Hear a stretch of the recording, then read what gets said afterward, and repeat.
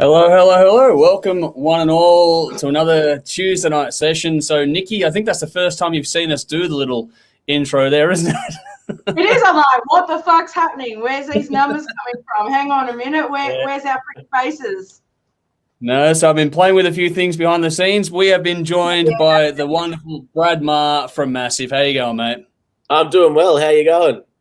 Good. We're all good here. Having a good day all around. Hopefully, it's early for you over there in Germany, so hopefully your morning's going all right so far. It's 11:30, mate. You know, it's rock and roll hour to get up. So I'm all right. I'm doing fine. Had me morning Guten coffee. Morgen. What was that? Guten Morgen. Guten Morgen. Du sprichst Deutsch. Sehr gut. Yeah, That's This is where I leave. That's the end. Ein bisschen. Anyway, we won't do this whole interview in German. No one will understand a fucking word of what we're doing. But we are here to chat to Brad from Massive.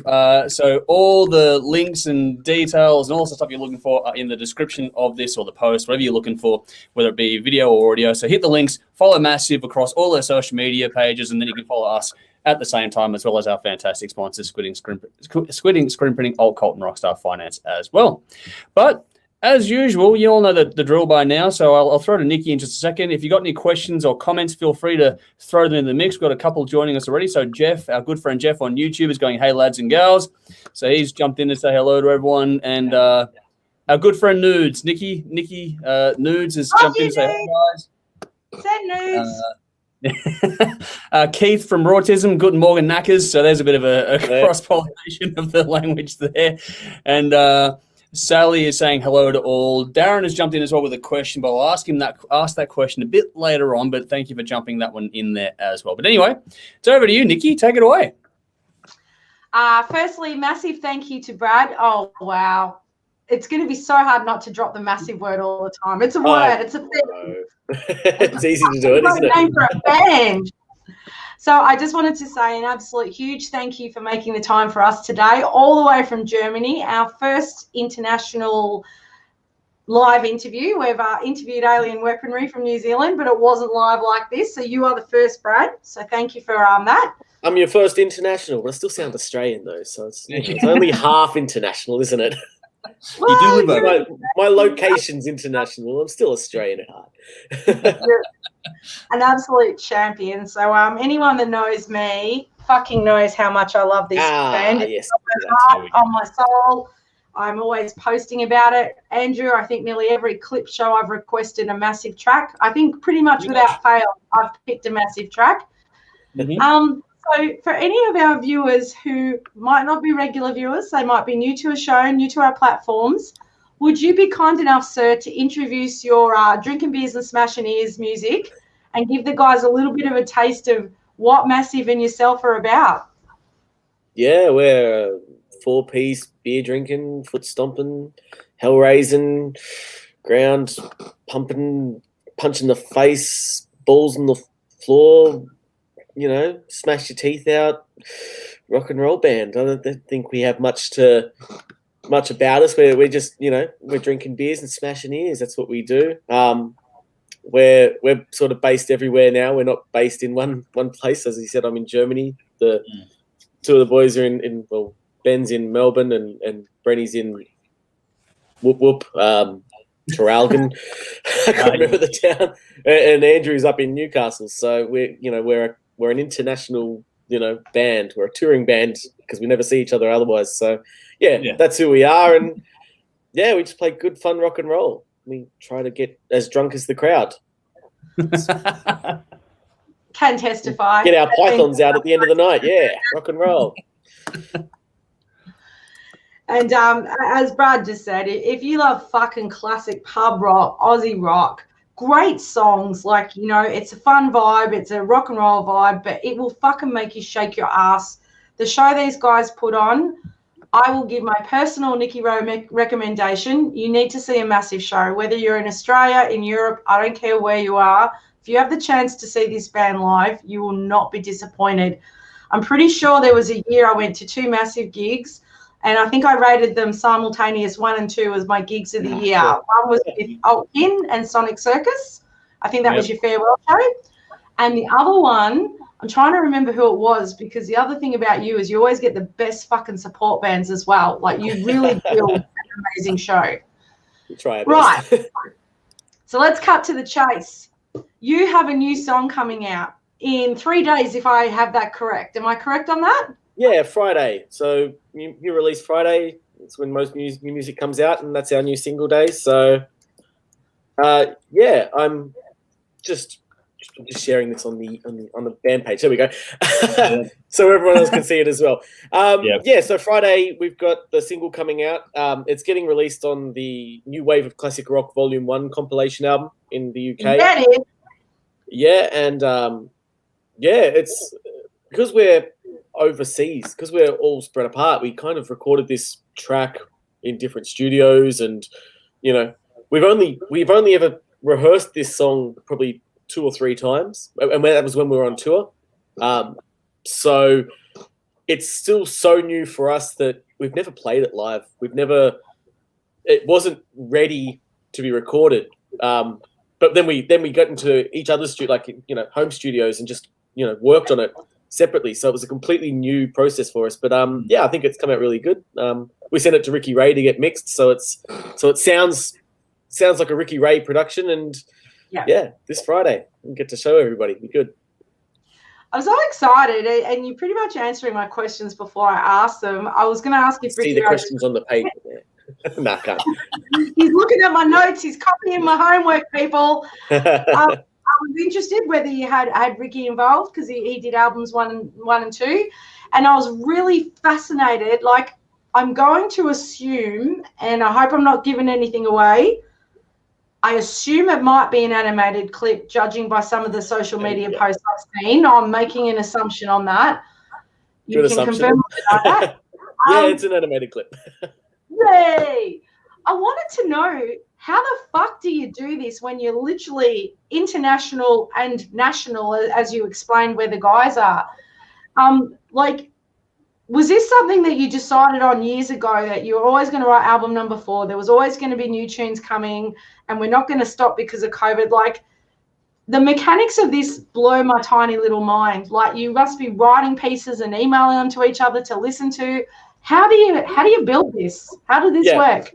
So April last year, we were meant to tour Australia, and we were meant to record while we were in Australia. That was the plan, and that obviously got postponed and is still postponed. So it was actually good, because the album we had then is not the album we have now. This is the only song off that album that is still on the best, 10 or 11 tracks. So we've gone and written another whole album since then. But yeah, the plan was to record it in April, all together, like properly. And then that didn't happen. And then we were just going to write it out and wait, and then keep writing it out. And then here we are in 2021. And then New Wave of Classic Rock came to us and said, do you have any new music to put on a compilation? And we said, we do, but what are we going to do? So it was difficult, because, as I said, we hadn't rehearsed any of the songs. So the way I do it is, I get on GarageBand here and play to a click and play my parts and just tap out some drums, and then show Andrew Greentree, and I remove the drums so he can set up in his home studio and play some drums to my guitar and singing, and then send it to Brenny to put bass on it to the drums, and then send it to Ben to put the flavor over the top. And that's just for the writing process. We're sending it all around Australia and to Europe just to write the song and then to record it. So to record it, I filmed myself and I recorded to a click track like it was going to be like a scratch track. Like in a studio, you record scratch tracks. It was exactly the same.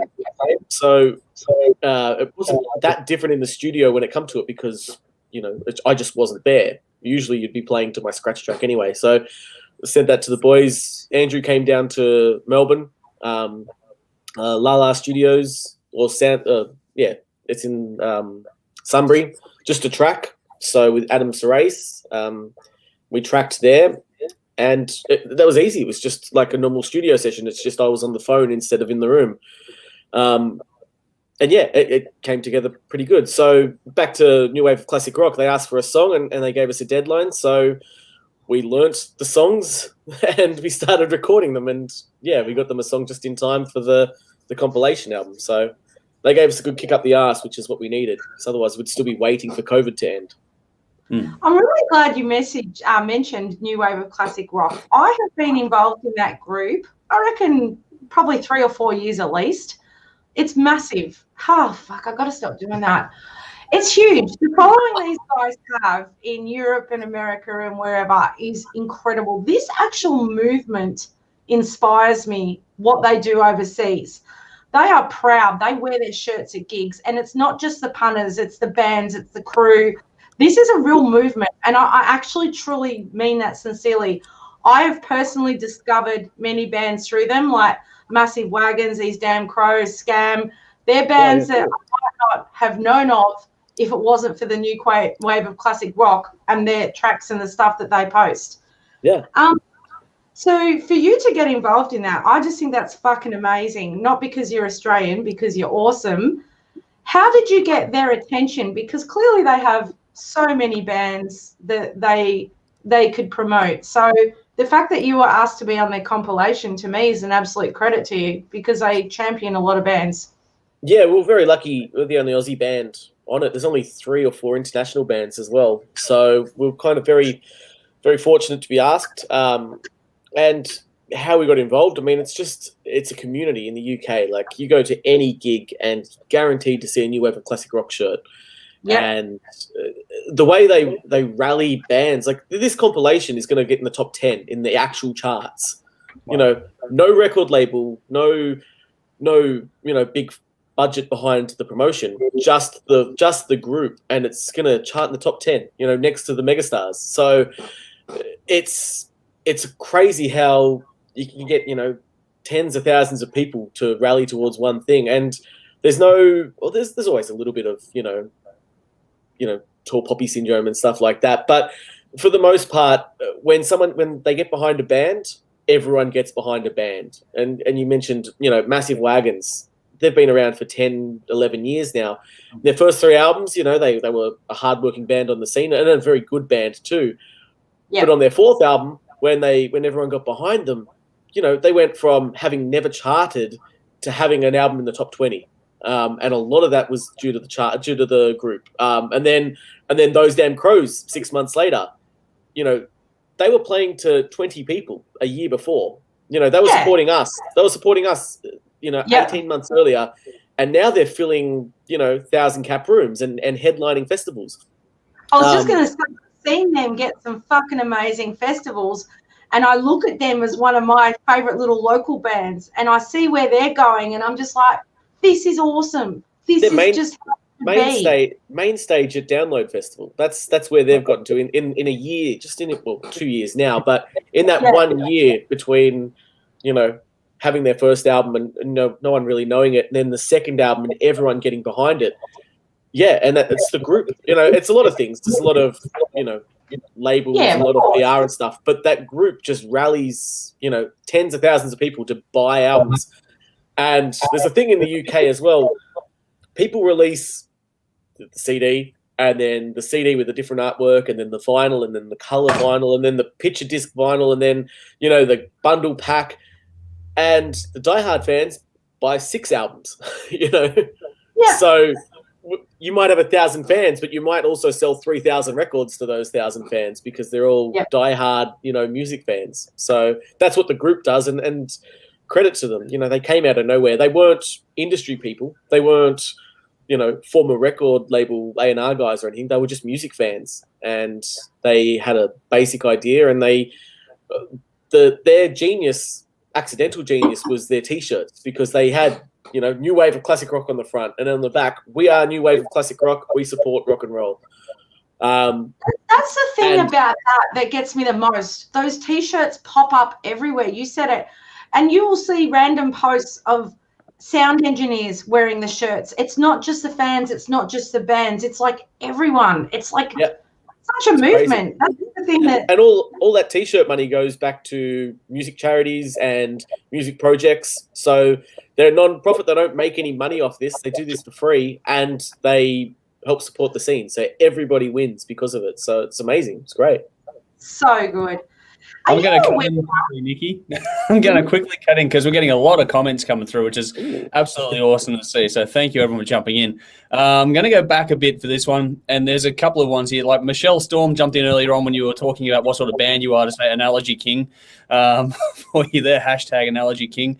For you, Stephen Mark jumped in to say, let Brad know I was with Ben 3 weeks ago and I got thrown out as he offered me his guitar to jam at an open mic. I think he was as devastated as I. So that's something there as well. Okay. Nikki, here's one for you. Nudes from Nudes. Our 7-year-old Morgan thought you were Amy from the Big Bang Theory. So there's one for Nikki in the conversation here. Is that Sheldon's girlfriend? Because if that's who Amy Ferris Fowler...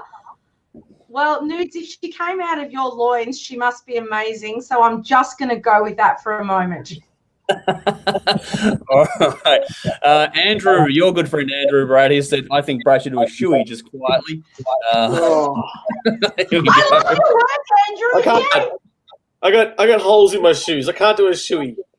Yeah, no. People are doing the ramp thing on the thongs. Darren Humphries jumped in to say that Wicked Smile also did a new wave of classic rock set because that was a thing there as well. Yep. Carl, another good friend of ours, jumped in to say Brad is a fucking legend. Legit, he is a movement. Make sure you tell him this. So yes, we have told him that now there. And Brendan's jumped in. Our friend Brendan, Nikki is Blossom. So there we go. I don't know anything about that right now. It's just going off on its own. So there's a couple of ones though that do reference to each other here because we've got Wayne Dellis has jumped in with, so how is Germany going, Brad? But then on the flip side of that, Darren Humphries also asked at the start, how is the music biz over in Germany at the moment for you? The music biz, well, rock and roll in Germany's a lot bigger. Like rock and roll is more like pop music here. Like heavy metal is like the fringe, and then rock and roll is the sort of the what everyday people listen to. So it's good. It's very good. People pay a lot more for tickets. People buy a lot more CDs, and not going to complain. It's still got the dedicated radio stations over there as well. Yeah, you got Radio Bob. You've got localized radio stations that still play rock music. Like your Triple M in Australia is almost nationwide now. Triple J is nationwide, but you have each province has its own dedicated radio station, and they still play rock music. So yeah, it's still very, very strong over here. So yeah, awesome. And there's some good German rock bands that I've checked out over the years, but I still like Aussie rock. Can't lose that Aussie pub rock vibe. That's what I am. Definitely. Well, another one of yours, Brenton has jumped in to say Brad is the Pope in Germany. So there we go. It's good to see the boys are online checking up with me. It's good. They're pumping you up tonight. Good to hear from you, boys. I'm making sure you don't throw them under the bus, Brad. They're like, oh shit, what fucking stories is Brad about to spill?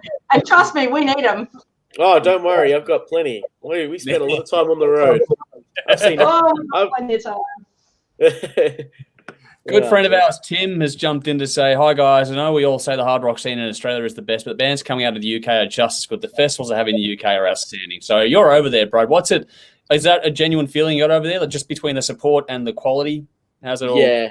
The quality is insane. There's so many bands on that level of, to give it a comparison in Australia, like that Electric Mary level of just under the mainstream. There is dozens, probably, close to 100 bands at that level ready to go up. And, they can tour the whole country of the UK and pull numbers in every city.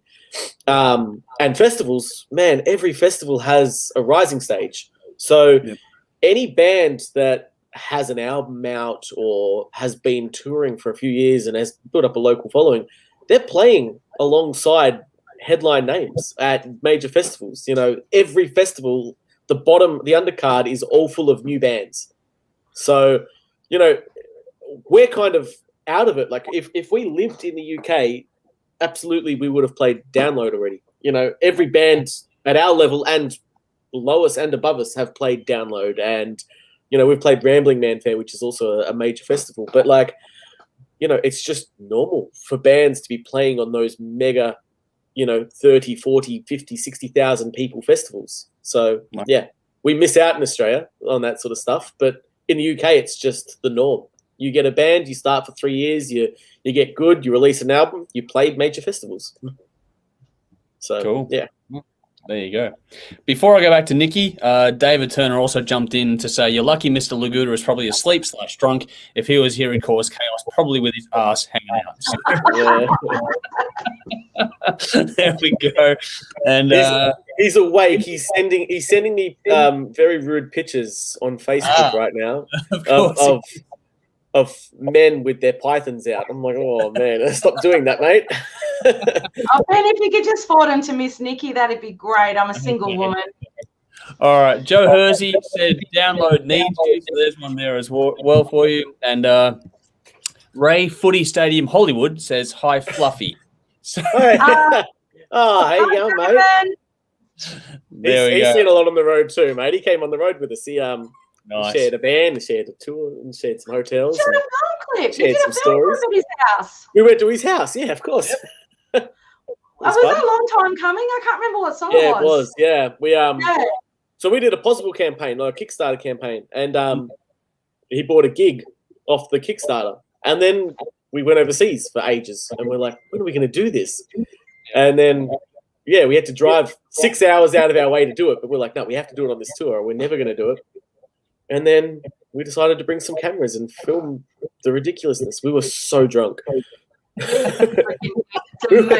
We were the drunkest we've ever been, and we just in the end we're just laying on the floor. The parts where we're laying on the floor, that wasn't planned. That was just us sleeping in the middle of the video clip. Hammered. I actually met Gav for the first time in person at the start of this year at an Ablaze gig. So I finally met him in person. We've been friends on Facey for too long, but it was very nice to meet him. I hope it's not that long next time. He's a champion. He's a fucking champion. Love him. Just wanted to pick up, we were talking about new wave of classic rock and how fucking great it is.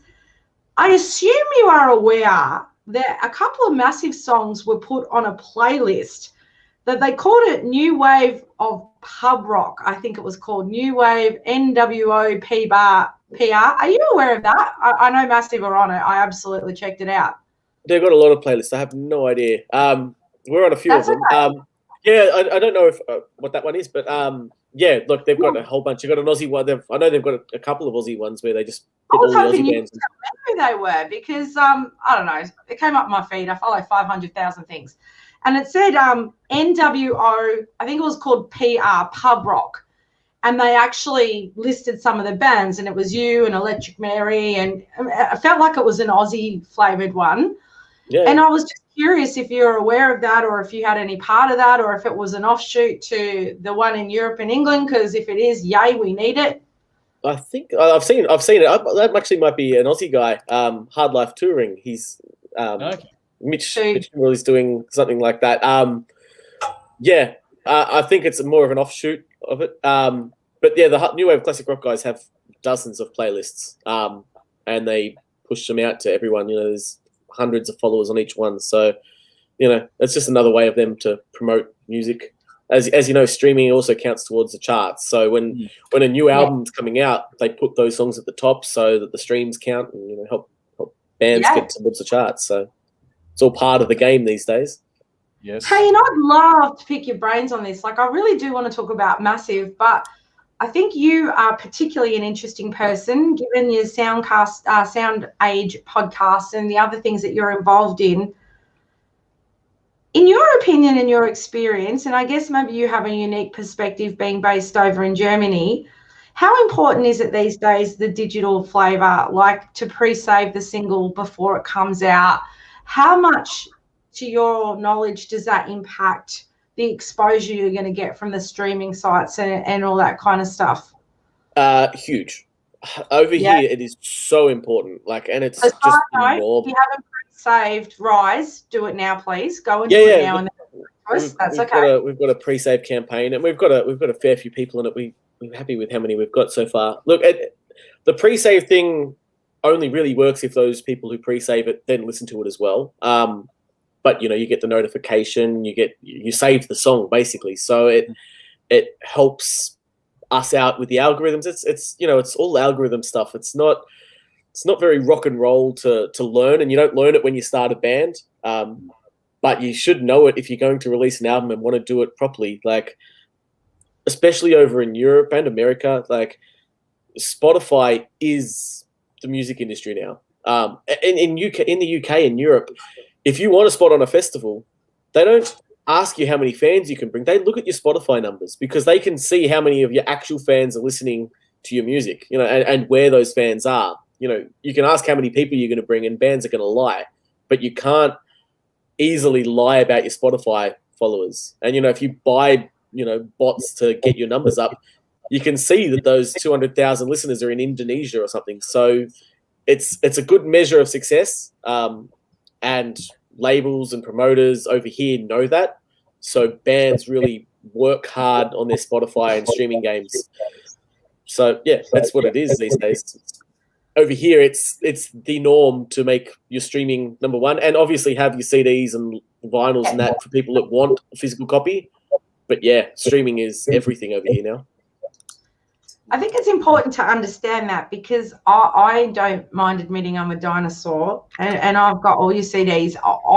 I'm a texture girl. I like CDs. I like records. Yeah. I'm a little bit old school, and I'm also someone who's very passionate about supporting the bands I love. So it's like, if I didn't know how important that was, maybe there's someone out there watching that doesn't understand how meaningful and what an impact it can have to a band's profile to jump on board and just pre-save it and then go and listen to it, obviously. Yeah, absolutely. Like that also gets you into like Spotify playlists. And if you can get enough pre-saves and get enough third-party playlists to listen to you, then Spotify playlists pick up on you and then put you in front of 300,000, 500,000 people who would like your music. And you can't get that exposure from anywhere. That's radio for the future. If you can get on a big Spotify editorial playlist, that's as good as being on high rotation on the biggest radio station in multiple countries. So, crazy. Yeah. And you'll sell merch. Like, bands don't realize, like, back to the new wave of classic rock, there's a band called Mason Hill who their debut album came out 3 or 4 months ago and charted at number 19 in the charts. It was their debut album.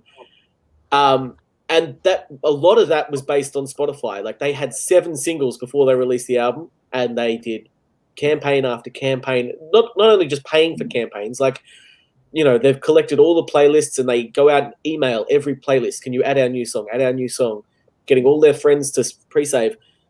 And by the time that their album came out, they had 3 songs on Spotify editorial playlists. So they were having 200, 300,000 monthly listeners, new monthly listeners every month before their album came out. And yeah, they, in the midweek charts in the UK, on their debut album, they were at number 6. Like, the 6th most bought album in the United Kingdom on their debut album without a record deal. So that's how important that's how important Spotify is, based on just that. And because you can link merch through your Spotify page too, that makes it even better. Yeah, you link merch. You can link your tour dates. We've got our tour dates at the moment, but we'll have our single as the link when the single comes out. So yeah, you can just it's a media page. You got your website on there. You got your Facebook, all your social media on there. And people go there. You don't have to ask people to keep going to your Spotify. People use Spotify for fun. Mm. Yep. So yeah. Amazing. Cool. So we have spoken to obviously heaps of bands recently, and we always sort of ask them how COVID's impacted them, and we know COVID sucks and it's impacted people's ability to make a coin from the thing they love, or just do what they love and play. So I guess for you're in such a different dynamic that you're in Europe. England's got its Freedom Day. I think it was yesterday or today. It's opening back up. It's a very different world over there. You certainly have a tour. I think it's October, November. Fuck the pandemic, if I remember that correctly. Yeah. And testify, Brad. Absolutely. Even if Europe opens up, which obviously it is, I worry that the rest of the boys going there, can they get there? Or more importantly, when that tour finishes and they try to get back into Australia? Yeah, so that's a very good question. There is a work-related. I think your internet's broken. No, Nikki's broken. It always breaks with Nikki. Took a bit of time. I was waiting for it. Yeah. Well, if you can hear me, Nikki, there is a work-related exception that we've got the paperwork for. We've got sponsors in the UK for the tour. We've got, work permits, and we're just waiting / hoping that work-related travel gets through. It's the same work-related travel that Ed Sheeran used to get into the country. It's the same that, whoever that Kylie Jenner, or whatever her name is in the country for. So we just booted one out though. Yeah, good. Hopefully that goes through and it's smooth sailing for us. We're getting our vaccines. I'm actually getting my second jab in 2.5 hours.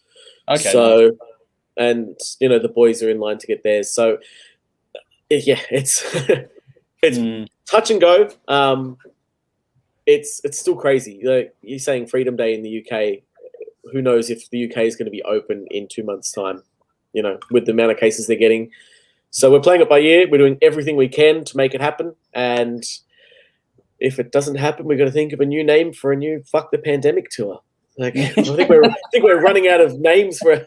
And not only that, we've got 3 tours worth of merch in my house.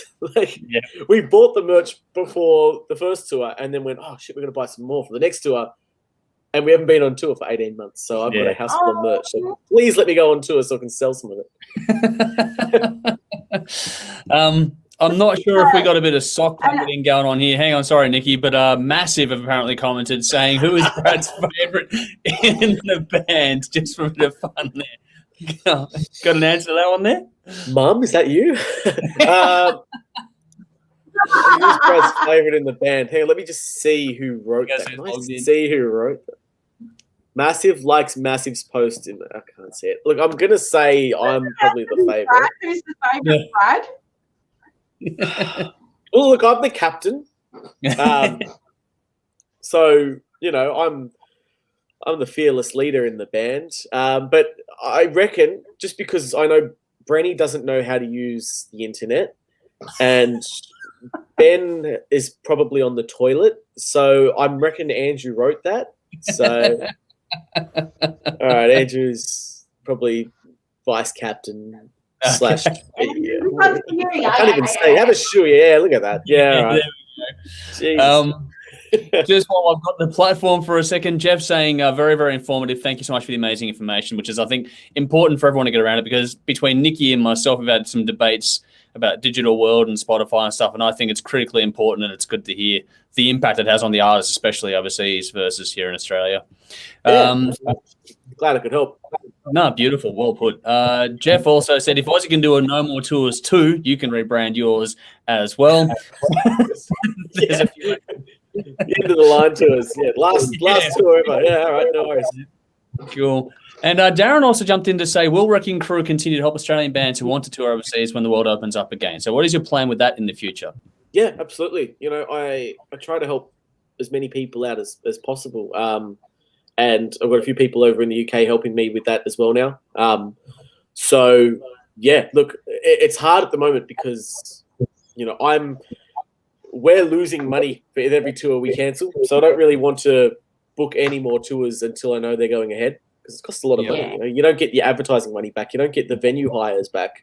Over here, you pay the venue hires up front. So you're $2,000 or $3,000 out of pocket before you start. So when the world is at a normal-ish point again, absolutely, let's get as many Aussie bands over here as possible because they need to see how good it is. And hopefully they can bring that back to Australia and then help build Australia back up too because, Australia needs that. Australia needs that boost of where like the new wave of classic rock T-shirts are in every crowd and every band supports each other to get in the charts. Australia needs that, Every band, imagine if every Aussie band just went, okay, it's, whoever, a Blazers new album comes out next week. Let's everyone get behind that. Dangerous Curves albums, this week. Everyone gets behind that, puts it in the charts. Yeah. Every band wins, That's exactly right. Yeah. Everyone would win. Oh yeah, rising tide raises all ships. So that's it. Let's throw our cast into the past. Let's talk about some of the amazing shit you've done, because you have done an amazing lot of stuff. You've released 3 albums. You've toured overseas, Australia. You've done Wrecking Cure. You've done a cookbook. You've got your podcast. Like, is there anything you don't fucking do? Oh, there's something coming up that we might talk about later. He does video himself as well, Nikki. Yes, he does.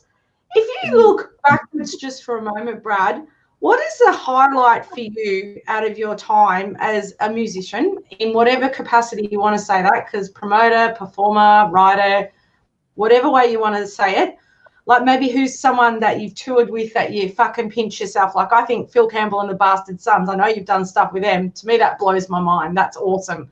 But who blows your mind? What's a memory that you just go, fuck yeah, we did that? Probably, look, this was a long time ago, but I still think the Blackberry Smoke tour we did was the most amazing thing ever. Like, those guys are killing it now. They've got, they're a stadium band in the UK, but in America now. But man, that tour was magical. Like, they're a mix between Lynyrd Skynyrd and Led Zeppelin.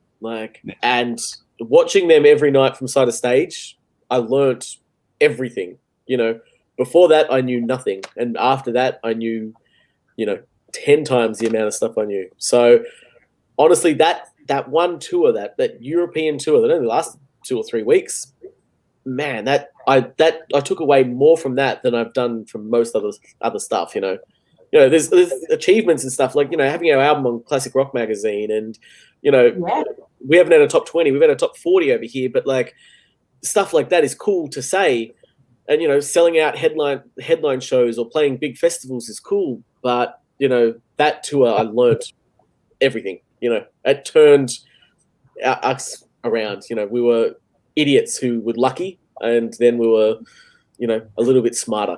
And I guess less lucky, because now we're doing it all by ourselves. Back then we had everybody behind us. But now, it was just a real good learning curve and put us on our path to where we are now. So, yeah. So beautiful. Blackberry Smoke needs to come to Australia. You have to see them, guys. I know they did Blues Fest once, but their albums are country rock, but their show is Led Zeppelin. It's so amazing. So yeah, definitely.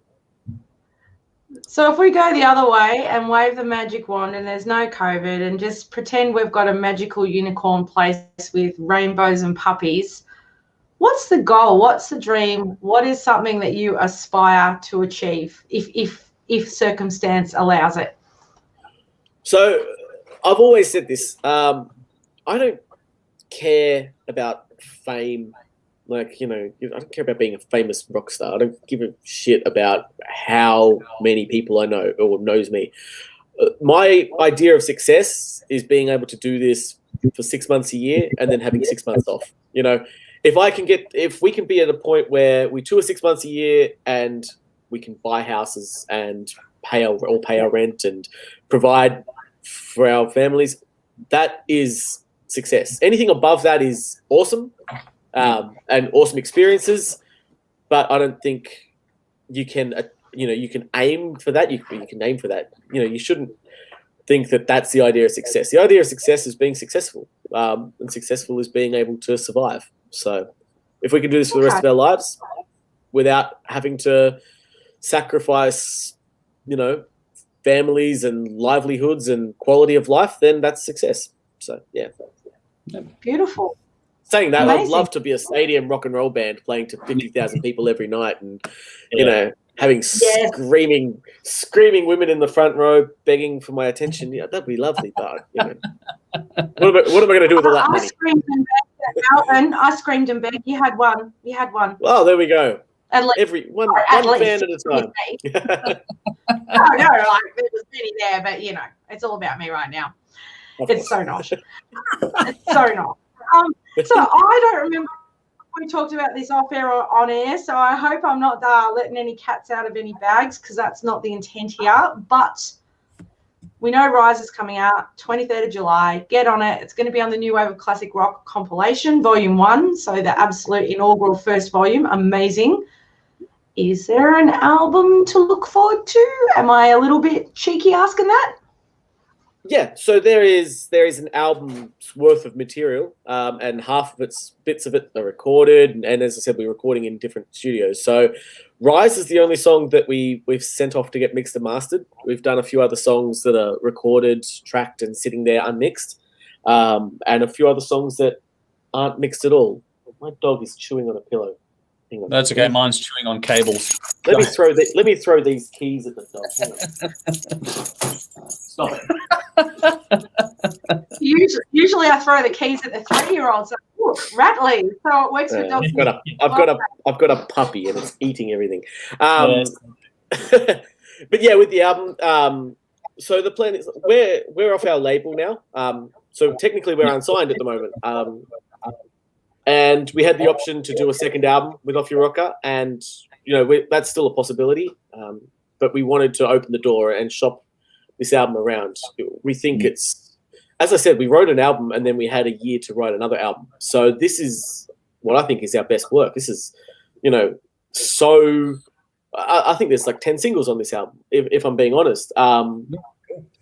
But we want to make sure that it gets done right, not just the recording part, but gets released right. We want to make it in the charts, and we want to make this be heard by as many people as possible. So we've put the label on the side and said we're happy to chat when the album's finished, but we also want to chat with everybody. So yeah, the album is there, and it might be 6 months, it might be a year, depending on how label talks go. So yeah. And on that note too, Nikki, just because you had a campaign recently, especially about Instagram and getting, because the social interaction is pretty important when it comes to getting these things over the line. Well, the dog's obviously still chewing, but they don't stop, mate. Once they start, they don't stop. But but yeah, just how important is it for the social engagement these days, and what can people do to help you with that regard right now? Look. Yeah, it's stupid, isn't it? Like, it is. It is the. I get it, but also if you go to a label and say this is how many CDs we've sold, and they're all backed by distribution deals, so it's not, we're not making up a number. We're showing you sales figures through ARIA accredited stores. It's numbers, and that whole little thing was not a joke thing, but I did it in spite of one label that came back to me and said, well, your numbers don't match up to your facts. And I'm like, well, they are facts. Whether we have 2,000 or 10,000 Instagram followers, we've still sold this many CDs, and that's the fact. You can't. So I just wanted to prove a point by making a post on Facebook that labels need more Instagram followers, and we got like 500 followers in a day, so suck on that. how's that for a fact for you, mate? But look, if that label didn't want to sign us because our Instagram followers were too low, then don't worry, we've already got offers for other labels, and we're sitting on offers and we're waiting to see what the best offer is, and we're not going to sign a deal that isn't going to push what we need, which is back to Spotify and that whole bundle packs of different versions of the CD and vinyl, and you got to invest in the band. We don't need a label to just exploit our current worth. We need a label to invest in our future worth. So yeah.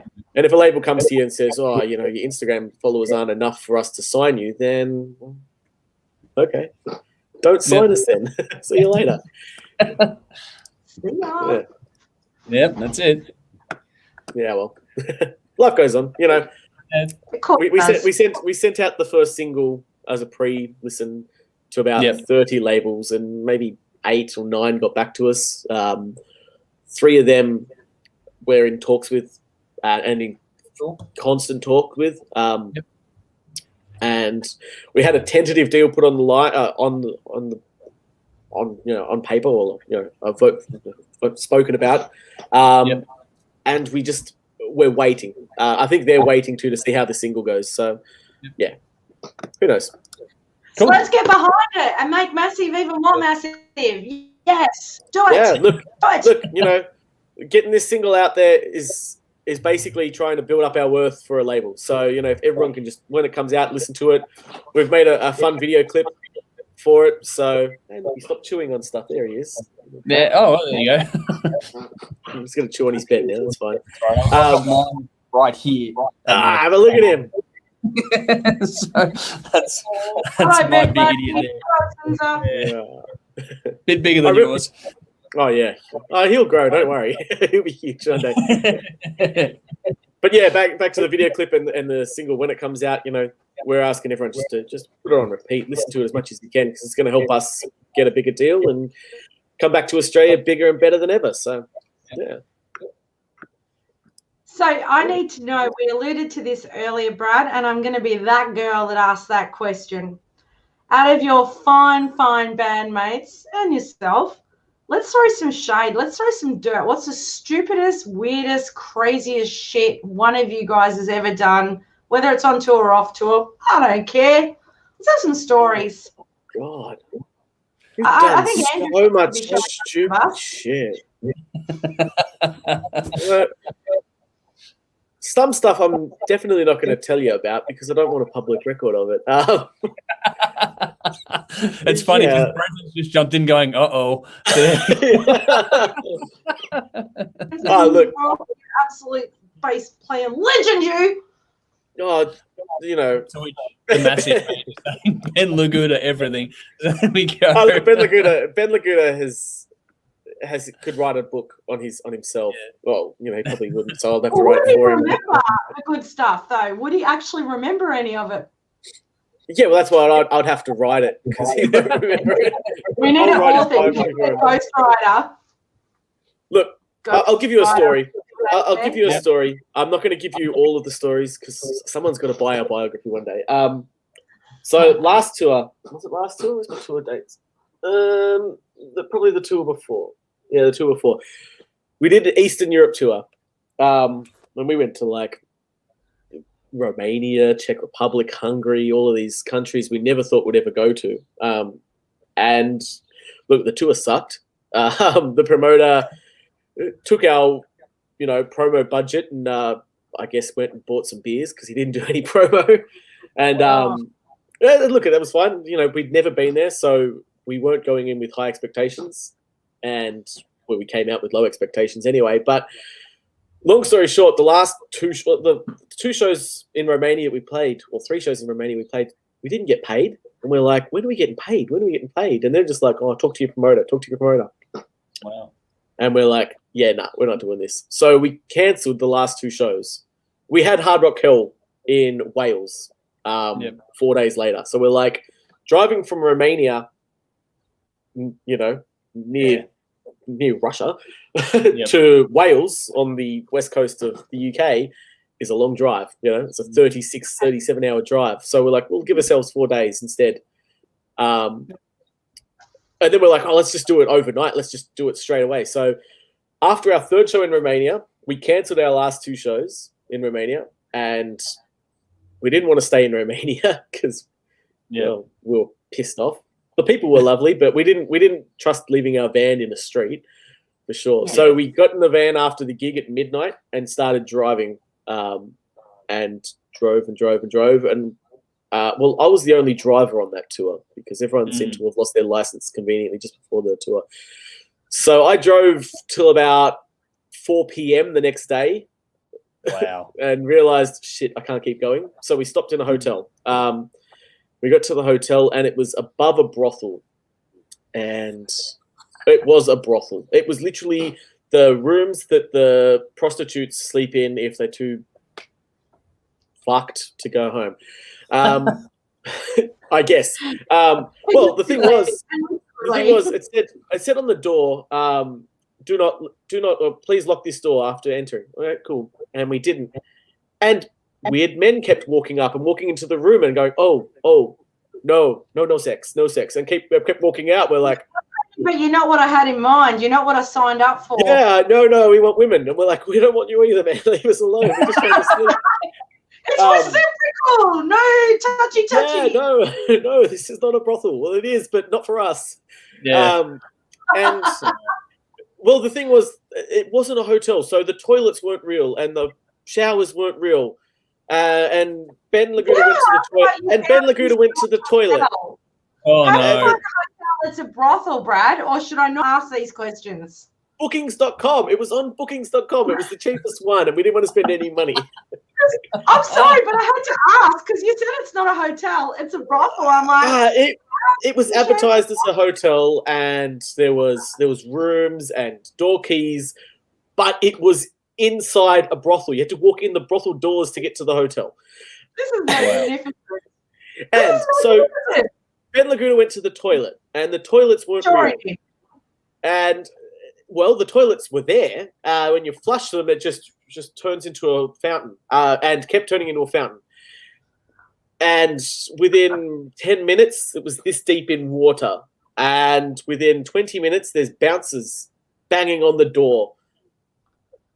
Big Eastern European bouncers, because the water seeped through the floor and flooded the brothel and knocked the electricity out, and the roof had caved in a little bit.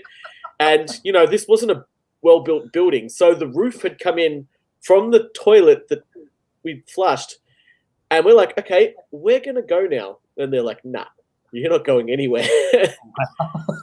You're staying here. Yeah, give us all your money, all your life. And, there was a language barrier. And we're like, yeah, no, sorry, English, no, okay, shit. So we're like, okay.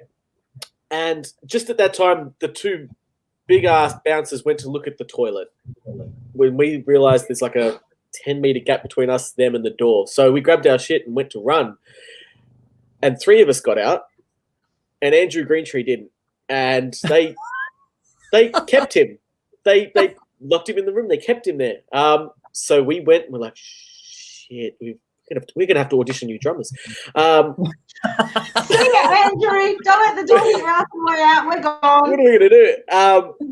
So we called the cops. We're like, we did nothing wrong. We went to a toilet in a hotel. What's wrong with that? So we called the cops. And we got the van, and we parked out the front like we were about to do this big escape. If Andrew got out, jump in the van, we're going to run in the red light district. So there's people, and like the brothel had shut down now. So all these strippers in bikinis on the street, and men pissed off that their sex sessions got cut short, and us sitting in a van. And then the police came, but the bouncers had called the police. So before us, so the bouncers police came first, and they were angry with us. And they were like, nope, you have to pay. You have to give them money. And we're like, no. And then our police came because we told them our drummer had been kidnapped. And they're like, no, you've got to give him back. You can't kidnap him. You can't arrest this man. You're citizens. You can't take him against his will. So the police were like against each other on conflicting stories. And then they let us go. But then the police followed us. And followed us out of the town. Which police? The bouncer police or your police or all of them. All of them. All I've got in my head is Benny Hill music. I'd driven for 14 hours straight and had maybe 6 minutes sleep. Wow. And we had to keep going, and we had nowhere to stay. And this was like midnight now. So the next night. So I'd been up for 24 hours and nowhere to go. And I'm like, well, it's 9 hours to my house from here in Germany. Let's go there. I'm going to drive another 9 hours overnight. No sleep. And so I got in the van and started driving. And the cops followed us. And then they pulled us over and decided to search us and drug test us. I hadn't taken any drugs. I don't take drugs. I'm not a drug taker. But they're like, no, you've got meth in your system. And I'm like, no, I don't. They're like, yep, you're on speed. I'm like, no, I'm not. And they're like, yes, you are. This test says you are. And I'm like, no, I'm not. I'm like, well, what are you going to get? They gave me a cup and they go, piss in this cup. I'm like, here? They're like, yeah. So I'm standing, get my little python out and piss in the cup, and there you go. Yep, you're on drugs. And I'm like, how can I tell you I'm not? And then they go, it's okay, don't worry. Go. I'm like, what? You think I'm on drugs? but it's okay, go. Okay. So we got out of there. And I don't know if we're allowed back in Eastern Europe, but that was our Eastern European tour. Cut short, chased by bouncers in a brothel, destroyed a brothel, told by police that we're on drugs. Like, yeah. Wow. So yeah, I drove from midnight on Wednesday till 9, 10 o'clock. Well, probably later. It was probably like 3 or 4 in the afternoon. 2 days later, to get to my house, and then we all come into my house. It was empty. Like my wife and kid were up at her parents' house, so there was no one here. We slept till like the middle of the night. We were completely out of whack. And then because we slept so out of whack, we only had a day and a half to get to Wales from Cologne. So we're like, shit, we still have to drive. We have to drive. So we drove to the border. We drove to Calais, and we slept in the hotel. Like, and we're totally out of whack now. Like, our bodies were out of whack. So we were so exhausted. And then we realized we got to Hard Rock Hell a whole day early. We were out. We didn't know what day it was. So we rocked up. We're like, shit. We load in. We don't have accommodation. We're at Hard Rock Hell without accommodation. So we just and Hard Rock Hell Festival is awesome because everyone stays on site. It's a camping site, like a holiday camp place. So everyone has portable houses. So we just stayed on the couches of fans. We just found a couch each, and then amazing had to sleep for a night at the festival. It was horrible. Wow. That's one of many stories. And I'm sure Brenton, Andrew, and Ben are breathing sighs of relief. But holy shit, that was the greatest story ever, Brad. I'm so glad I asked that. And thank you for sharing. Andrew got in on the comments saying, "Oh God, the kidnapping story." Yeah, there you go. R.I.P. I was withheld, and then he's gone back with I was a sleepy boy. So that was the tail end of his that one. To Andrew's credit, because he couldn't drive. None of the boys could drive. I was the only one who was allowed to drive. I was the only one who had a license. And the other two just were asleep in the back. And Andrew's like, nah, man, I'm not letting you sleep. I'm not letting you drive while everyone sleeps. So Andrew stayed awake the whole night while I drove that second night, overnight, with no sleep. And he was like this. And I remember I pulled into a petrol station. I'm like, I need sugar, and I need Red Bull, and I need ice cream. I need everything. And I pulled in. Yep. And then I remember Andrew just hitting me. He's like, dude, you stopped and you put your head on the steering wheel and you started snoring. And I'm like, I'm like, what? He goes, dude, have a sleep. I'm like, nah, man, we're only 4 hours from my house. Let's keep going. I'm like, poor thing. Wow. Yeah, 2,000 kilometers drive nonstop at the end of a gig, at the end of 40 shows. You know, it wasn't like the start of a tour. I was already tired when I started driving, and the mental anguish of being having a drummer kidnapped and being threatened by bouncers and then threatened by police. Ridiculous. Not to mention ruining an establishment. Do I remember the ants? Apparently not. That's from your guy. I think it's a little bit more like, do you remember the ants? I don't actually remember the ants. What's the ants? There'll be a band chat going on right after this wraps up because we can't at a time. What ants? You might have to refresh Brad on the ants because I think we all need to know about the ants. I'm definitely curious. Yeah, I just messaged the band group to see what they're talking about. I can't remember. We've got a lot of shit that's happened to us. This is the thing with us, right? We're professional in that hour that we're on stage, or 90 minutes we're on stage, and the rest of the time we're idiots. Like, the amount of times we've gone to a city that we've known nobody and just gone, you know what, don't worry about accommodation. Let's save some money and ask some friends to sleep on couches. And so we'll just announce it on the stage, and people will feel sorry for us. So we'll sleep in a garage or we'll sleep on the floor. And the amount of times that hasn't worked, so we've just gone and got some cardboard and put the cardboard in the back of the van and slept in the back of the van. Wow. It's not nice. Like, it's an experience, though. That is look, it's an experience.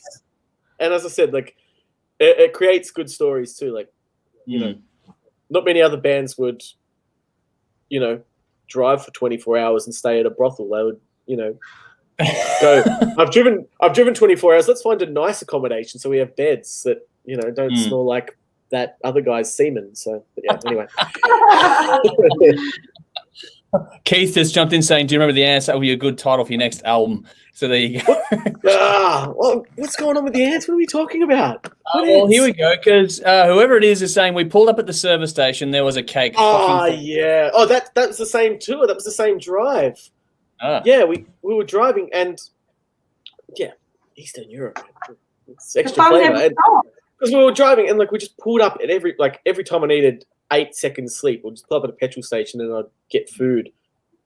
And yeah, you walk in, we've got a cake, and it was just ants. It wasn't sprinkles on a cake. It was ants being sold. They sold it. No worries, it's all good. Wow. Yeah. It's good.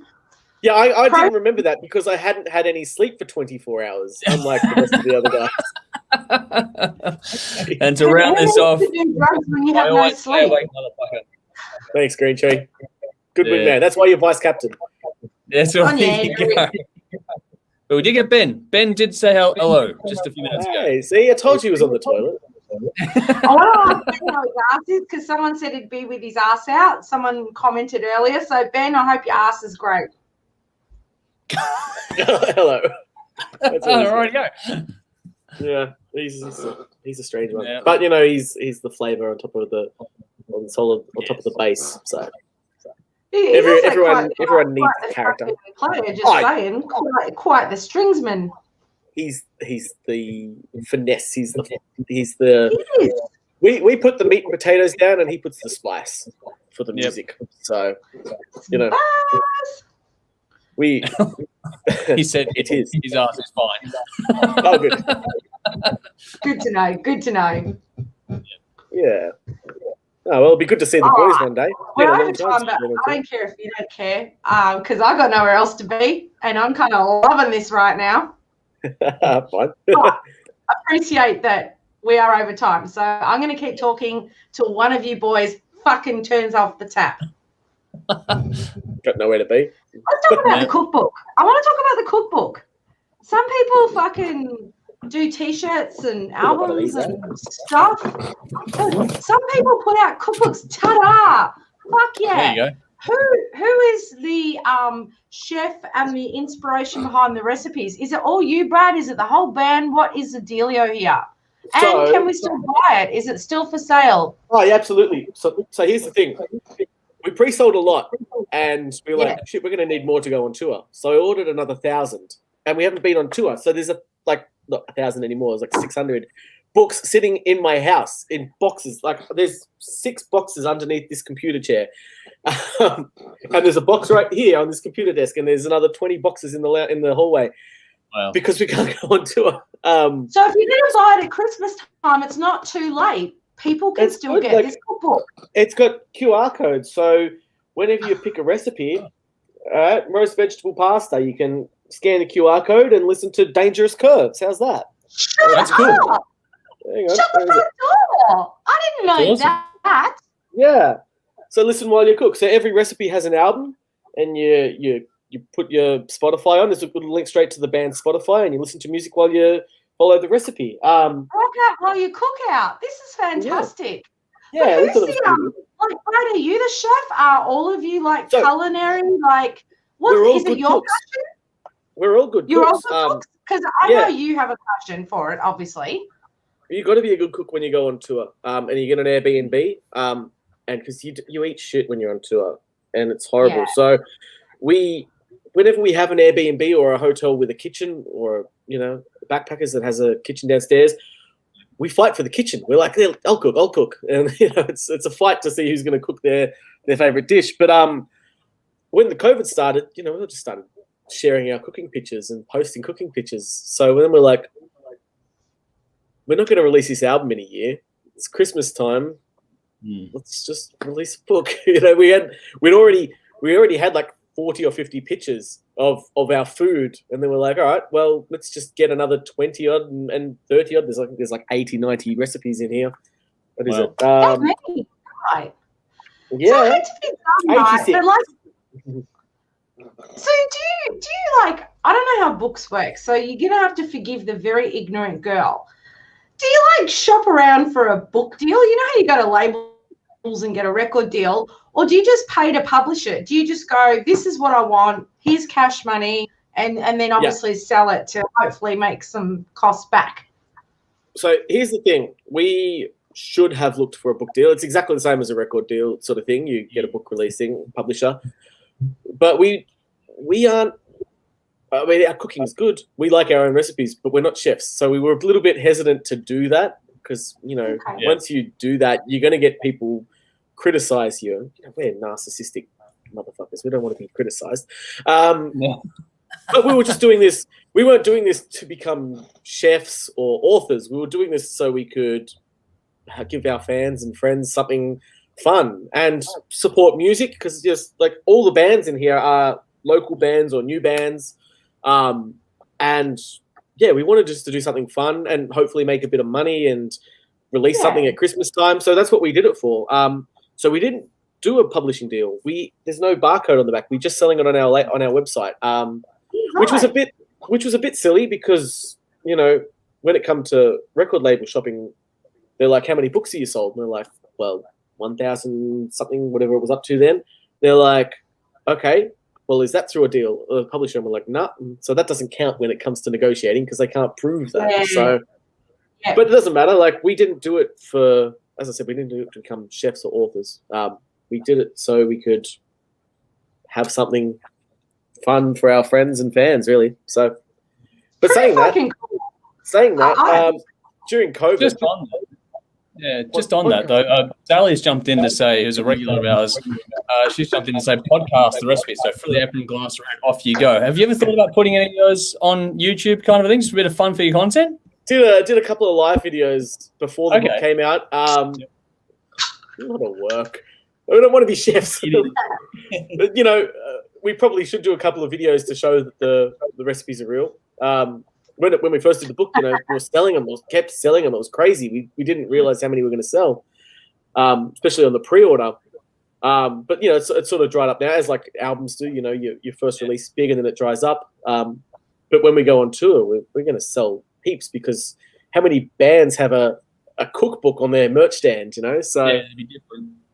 Yeah, it's just something cool and different, and the recipes are real and the recipes are good. So it's not a piece of junk. We sent it to a whole bunch of radios and whatnot, and industry people, and like they were surprised. Like they did. There was one guy, Guy Bellamy, over in the UK. He has a radio show, it's a music stories radio show, and he did a whole thing where he cooked some recipes out of it, and he loved it. He actually went and bought like half a dozen books for his friends after I gave him a free one to push it. So that's awesome. Yeah, people seem to like it. And we're happy with it. Something different.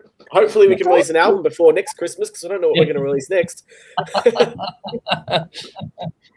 All right. No more cookbooks. That took a long time. But before we go, Andrew, before I ask this last question, I'll just check that there's nothing else that you wanted to cover off first, because I have a habit of talking over you. I'm pretty good. I'll go to the audience after we've done. There's not a lot there. Just want to go through the comments, just recognise everyone that's come in. But yeah, ask your question, Nikki. I just wanted to give Brad the opportunity to talk about the Sound Age podcast, because I think not just as a musician, Brad, I think you have a lot of interesting insights in your promoter work and some of the other stuff that you do as well. And the fact that you do the Sound Age podcast, give it a plug. Tell the guys what it's about. I actually got my daughter to listen to some of them, because some of those topics, because she's 22, right? She's young, she's gorgeous, she plays bass in a band, and she's at a different age group to me, and that's just reality. And she consumes music differently to me. And there were some of the ones that you put up that I thought were really relevant and interesting, so I put Paris onto them. I don't know. Not about me. Tell us about what you're doing, because it's interesting. The Sound Age podcast it's basically my way to talk what I used to talk about at the pub with my mates. I can't do that in COVID, and I can't do that in Germany because they don't understand me. So yeah, I've got a lot of opinions, got a lot of ideas. I'll understand you there just fine. Yeah, Well, it's not. They would understand me. I'd just be too drunk to actually speak words. Yeah, look, it's just a way for me to give my opinions on music. And I have a lot of them. And yeah, look, I'm quite outspoken when it comes to it. But I've done a lot. And a lot for me is I like to pass on information. If I know something and if I can help somebody with something, I like, especially in music, I like to pass that on because that's something I'm passionate about. If my music career ever ends, I'm probably going to be a manager. I'm probably going to work at a label because that's what I am passionate about. So, yeah, a lot of those episodes are about, a lot of them are about Australia and the radio issue and the government issue and all that stuff. But in the tech side, just information I've picked up over the years and stuff like that. It's, as I said earlier, it's stuff you don't learn when you become a musician. You walk into your band room the first night and you just want to play music. And then you learn the hard way that, shit, your Instagram followers aren't enough, so that label's not going to touch you. You need to work on that. And the importance of Spotify, when a promoter comes to you and you can tell them, I can bring 100 people to this gig, and they go, yeah, no, you can't, because you've only got 12 monthly listeners on Spotify. You learn the hard way through experiences. And I've had a fair few experiences now, so I've learned the hard way a lot of times. So if I can pass that information on to other musicians and just music fans that don't know what happens behind the scenes, then, I'm happy to do that.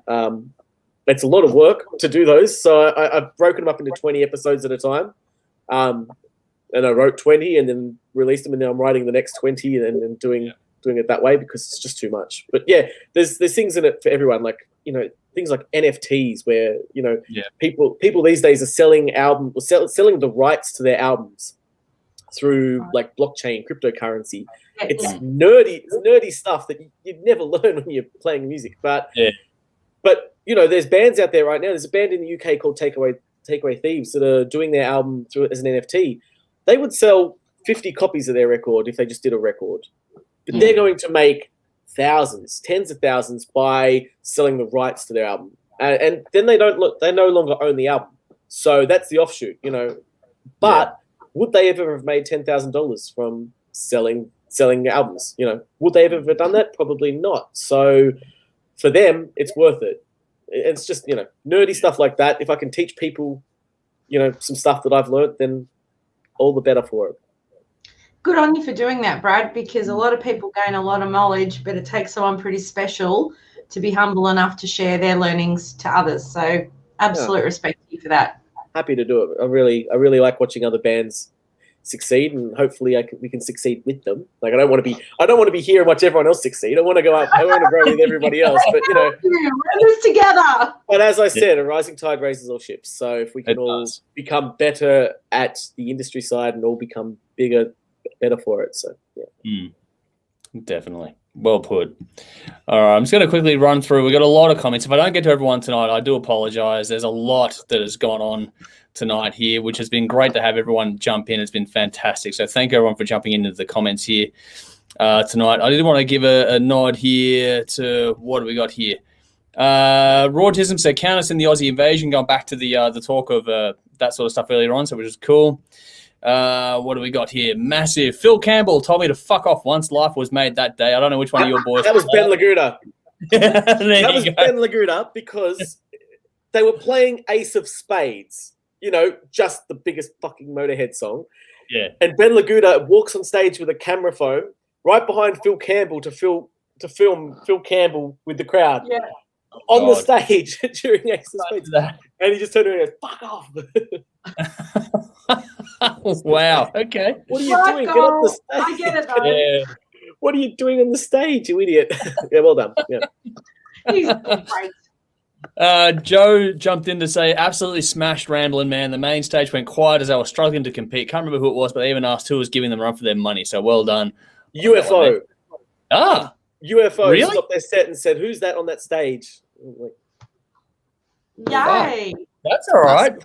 Well done. The stage we were on and the main stage were sort of facing each other. Yep. And we're fucking loud. We were the headline band on stage 4, and they were the third or fourth last band on the main stage. Wow. So, and we clashed by about 30 minutes, which it was bad because of the noise. Like every time we stopped the song, we could hear them. Yeah. So every time they stopped the song, they could hear us too. But yeah, I like to think we gave them a run for their money. Our crowd pretty much doubled or tripled during our set. So that's all right. Considering how if UFO could hear us play, then the crowd could hear us play. So if they were coming over to us, then we were winning fans. It was good. Nice. That's cool. Yeah, well, that's a new one. Joanne said, "Hey, Nikki, so I see your face and everyone else's. So that's one there for you, Nikki. I don't know who that is, but it's obviously someone you know." Yes, you do. I guarantee you know who that is. Oh, God, I'm sorry. Steve. We'll talk about it later. Oh, okay. Yeah, I know. I guarantee you know. You probably know as a different name. I think I know now. It's just names I'm shit with. You know that about me. Anyway, what else? T-shirts. Yes, I know now. I do know who you're talking about now. So yes, yes, very cool band. Where are we going here? Sorry, I'm going all over the joint. Dave Haddon was saying it's so rock and roll. He had a lot of cool comments about the story you were sharing about the kidnapping story. Everyone got a big kick out of that. Benjamin Payne, hey from Wanganui, New Zealand. So there's a good friend. Join us. He didn't let us down. No, he didn't let us down. So hopefully you checked out some of the band here as well. Asara McPhee said, ask Andrew Green for about the time I drove 20 hours straight home from Adelaide. So there's a story in that, I'm sure. I don't know the story, but here we go. I'll ask him after the show. Still not alone here. Where are we going with this? Sally, on your comment about the tour stuff, she goes, I remember what happened with Randy Blythe in Europe, so that got scary. So there are some negative connotations, things that go wrong. Where are we going? So many comments. It's so good to see so many people here jumping in, which is awesome. Adam Taylor said, now makes a massive apron. So there's another idea for you. The book career is over now. Back to music. Come on. And Roy said, when's the massive beer coming? So that's another one for you, especially here in Germany. We have spoken to at least one beer company. We've spoken to two, but one beer company got back to us. It's cool. just a matter of how many we're going to sell. But yeah, one day, definitely. We like beer. That is such a thing. Mm-hmm. Just side note, Brad, I went to a gig by a band called the Vendettas. I'm not sure if they're one that's on your radar, but they've got a vinyl out. Yep. I went to a gig and it was at the Beersel Brewery in Seaford, and they had like beer with the Vendettas branded. It was so fucking cool. Awesome. And Triple Kill, our little cheeky monkeys, they had a Triple Kill beer going on as well. So it's like it's sort of a bit of a thing at the moment. Oh yeah, which is and we love a good beer or 20s. So maybe it's on the radar for one day soon. We were talking to Brad off air and we sort of said, oh, COVID, what a bitch, rah, rah. And Brad gave the story of his little Aussie stocking bottle shop down the road. COVID killed them, which is really unfortunate. So no VB for you tonight, Brad. I'm sorry to hear that. No €8 VB for me. You can buy beer for 25 cents here, but I still try to buy the overpriced Australian beer for some reason. Just for something different. Yeah. Dave Haddon said, the potty is awesome. Introduced me to thinking about ideas I hadn't considered about the business of music, which is cool as well. So there's some nice feedback for you there. And just on beer and the shops of beer in Germany, did you find it odd the same way that I did when you were over there? You walk into the bottle shop and it's wall-to-wall beer. There's no premium cans and the bottle section is fucking tiny. Oh, yeah. And kiosks too. Like you walk in and it's 3/4 of the kiosk or 7-Eleven convenience store is beer. And just in crates, and you just pick them out of the crates, or you pick up the crate and you walk out. It's insane. Yeah, it's you would know because you've been here, but beer is culture. Yeah, the first time we came here, I know we're over, but first time we came here, and we were at the Reaper Barn in Hamburg. Have you been to the Reaper Barn? No, I haven't been to Hamburg. No, it's chaos. It's the Las Vegas of Germany. Okay. And, we had a big night, whatever. We got up in the morning. We're sitting outside our hotel, and there's someone running in full, running gear, holding a long neck bottle of beer, running with a beer. It's like, what? What's the purpose of that? I love it. And it's not always kept in the fridge. I like you have the cool room in the house the way you put it. So it's cool, but not warm. Yeah. They just drink. I don't care. No, it's always sitting on the floor of every house, in the hallway or in the cool room. Pick one up. Surely you've been to the Hofbräu house, though. You have to have been to the Hofbräu. Of course, yeah. Of course. You can't be there and not do that. The Liter Steins are always a lot of fun, though. Take a couple of those and you're fucking rolling. And Cologne has these shitty 200 ml cups, you know. I'm in the wrong part of Germany because you need to go to the Steins. Yeah, that's it. What else we got here? Just jumping through. All right. Wow. Okay. Bloody hell. Oh, here we go. Someone's gone massive with a rise in tide, you say. So tagging into your new single in a few days. So there's a nice little quick one for you. Dean, a good friend of ours, Dean, has jumped in with a few comments tonight. So I just wanted to say here, can't wait for the new album. Hope for the future of Aussie tour soon enough, mate, and have a beer. So there we go. Man. Yeah. Too. He's a good friend of us here. So I've had a chat with Dean a few times actually about rock and roll. So it's good to see him up here and rocking out. It's good. Yeah. Now he also said one of the most honest musicians out there will help anyone that needs it in music and especially young bands. Oh, a lot to the man. Rock on, Brad. So there you go. Cheers, buddy. Yeah. What else? Becca's jumped in saying what a brilliant interview. So glad I caught it. And Ben's gone. Who spelled my name wrong? Just put your name wrong. Mark said you clash with Michael Schenker. So yeah, that's part of the process. I don't know. Maybe I did. I can't remember. I don't know. Quick question from Darren. Any tips on how to remember song lyrics? You're asking the wrong guy. I'm terrible at it. I'm so bad at remembering song lyrics. Don't ask me. I don't know how to. Oh wow. All right. Don't know. It was good to see that we didn't ask the hard-hitting questions tonight, Andrew. The one that stumped Brad was Darren. So props to you, Mr. Humphries. Yeah. On that note, we have a lot there. I apologise for anyone I didn't get to tonight, but it's been an absolutely fantastic chat here. This has been an absolute blast. So thank you so much for everyone jumping in tonight. And thank you to Brad for your time. It's been fucking amazing. Nikki, do you have any final questions before we do wrap this up? I'd just like to say thank you to Brad for a million reasons. One, I'm a bit of a super fan. Two, it's the longest we've ever gone overtime in an interview ever, but I just don't want to stop talking to you. And three, I just love your work and I wish you all the best for your single release. I urge everyone, just get on board, support this band. They're fucking incredible.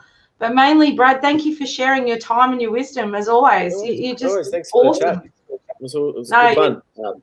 And I tune in every week, so I'll be commenting next week to check out who you got. So beautiful. It'll be good to see you when we come back to Australia. So yeah, do one of these face to face when you get back here eventually. Yeah, absolutely, man. Absolutely, well. Can't wait. Yeah. Well, while you got the platform, would you really like to say to our audience while you got a chance to say it with a minute? Look, just our single comes out Friday. Please, if you can pre-save it, that's good. It comes out on a compilation. If you can, if you want to pre-order that or order that album, New Wave or NWOCR.com is where you order it. They have T-shirts and tea towels with all the bands on it. They have everything. And all that money from that album, it goes back to the bands. So, support local rock and roll. And yeah, I can't wait to see you all when I get back into a country that isn't Germany. Be good fun. Yeah. Cool. One day. It'll happen eventually. We'll get there. We'll get there in time. Exactly. Yeah. Do you want to say something before Nikki, or are you wrapped up there? Where are you? I'm pretty stoked. I'm going to go away and listen to all my massive fucking albums on repeat. I might do it through Spotify though. Even though I'm a CD girl and I can pull all my CDs down, I might do it through Spotify just because of what I've learned from you recently. Yeah. Buy the album, listen on Spotify. Best of both worlds. There we go. Learning experience all around. So, Nikki, I think I'll win the argument long term. But anyway. I think you do. I think I have to face facts and move on. It's been a long-running argument, Brad. It's been a long-running argument. But anyway, we'll go with things from there. At least I'm open-minded enough to listen, though. I don't just sit there and go, I know better, and I don't. I'm not immutable. I'm open to learning and listening. Yeah. Best way to be. Well, while I've got you, I just want to say best of luck with everything going forward. Hopefully the success well, the new single is a massive success and quote unquote massive, but yeah. But hopefully everything goes really well for you, and the new album soon enough, hopefully, and hopefully your tour goes ahead as well, because I know how much you're keen to get out on the road and start playing live. Sure. So. Yeah, and we're looking forward to coming back to Australia. Silverback Touring are booking us now, so Yes. it's in the works. It's in the works. So Andrew, Nikki, we'll see you very soon. Hopefully, fingers crossed. Yeah. COVID pending. You'll put your ass on my chest. Ass on chest. Love it. There we go. Beautiful. Love it. Well, whenever you do get here, we'll sit down for a few cold ones and catch up, because it's been a long road between us both actually over the years. Absolutely, man. So, good luck with everything going forward, and everyone get on board, support the band, pre-save the new single Rise, which is due out on Friday, and make sure you give it a spin when it does drop as well, and check out the YouTube video drops at the same time. Yep. So Friday morning, it'll be up there. Beautiful. And it's animated. It's animated. It never looked so hot. So Hands get on drawn, YouTube and check hand it drawn out. by me. It took me three months to make it, and I'm not an animator. I drew frame by frame. It's stop motion.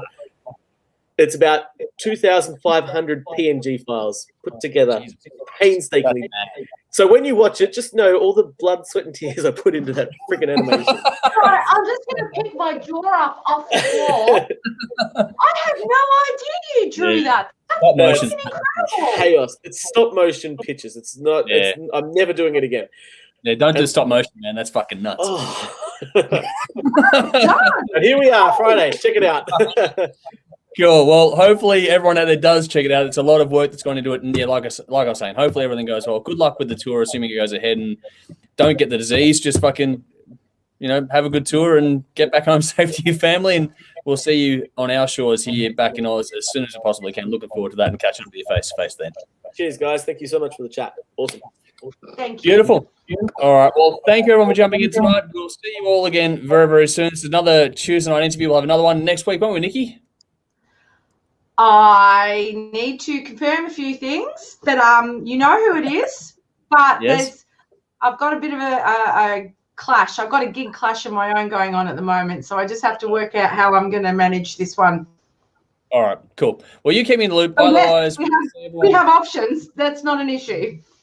Okay, cool. Well, either way, you'll see us on our next stream on Thursday night, and we'll have another interview for you next week regardless. But yeah, again, thank you to Brad from Massive. Make sure, like I was saying at the top, the links, all you need to know is in the description or the post wherever you're tuning into this one. So check it out, follow the band, and check out the new single Rise dropping in a few days from now. But again, from all of us here, all the best, Brad. Thank you once again for your time. Rock and roll. Cheers, guys. Beautiful. Thanks. See you all again soon. Cheers, Nikki. Thanks for jumping in for another interview as well. It's always good to have you here. Always. All righty. Thanks all. We'll see you all again soon.